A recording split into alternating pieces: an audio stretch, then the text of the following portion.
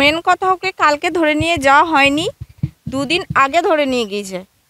তার মানে ওকে ধরে নিয়ে যাওয়ার পরে পুলিশকে জানার চেষ্টা করলাম, একটা অনাথ ছেলে, সে নেশা করে, কিন্তু আদার্স অন্য কিছু নয়। আমার ঘরে ভাড়া আছে, আমি তাকে মানে যথেষ্টভাবে তার ডকুমেন্টস প্রমাণপত্র সবই আছে, কোনো খারাপ বা কোনো কিছু আমার চোখে পড়েনি, ঠিক আছে।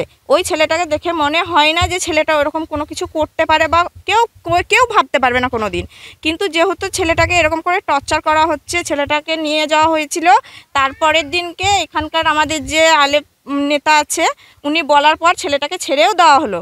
তারপরে আমার বাড়ির সামনে এসে জামিন করে নিয়ে আসার পরে, থানার থেকে ছেড়ে দেওয়ার পরে সঙ্গে সঙ্গে বাড়িতে ঢুকিনি মাত্র ছেলেটাকে আবার নিয়ে যাওয়া হয়।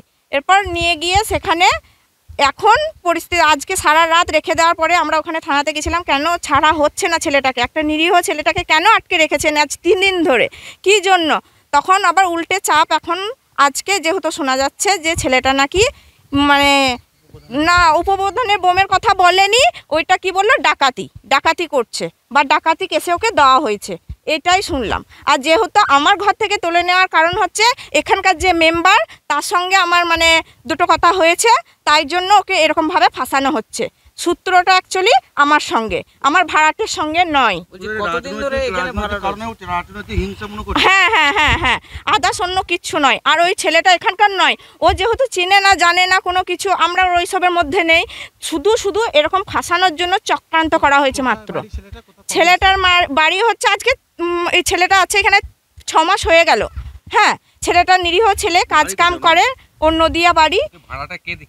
ওকে ভাড়াটা দেখে দিয়েছিল ওর একটা পিসি এসেছিল, পিসি দেখে দিয়েছিল। এরপর আমার জিম্মাতে রেখে গেছিলো যে ছেলেটা এখানে আছে, থাকবে, আছে, ছেলেটা ভালো ব্যবহার, কাজ কাম করে, ও নিজের মতো করে থাকে, কিন্তু একটা নেশা করে। ও কাজ বলতে রাজমিস্ত্রি, দিনমজুর কাজ, যেটা পেতো সেটাই করতো।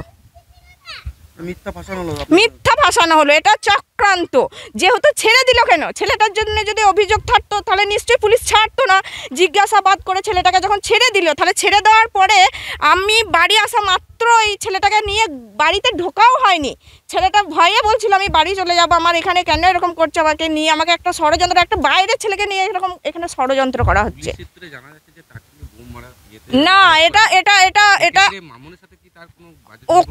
না না, কোনো কিচ্ছু নেই, এগুলো জাস্ট একটা চক্রান্ত ছাড়া অন্য কিচ্ছু নেই। এটা সাদামাটা ছেলে, ওই ছেলেটাকে দেখে বোঝাই যাবে না যে ওই রকম। এই চক্রান্তের পিছনে কারা রয়েছে বলে? এই চক্রান্তের পিছনে আমি বলবো একমাত্র এখানকার যে মেম্বার, সে আসমা। আমার নাম সাবিনা। আসমা কি জানি না তার টাইটেল কি।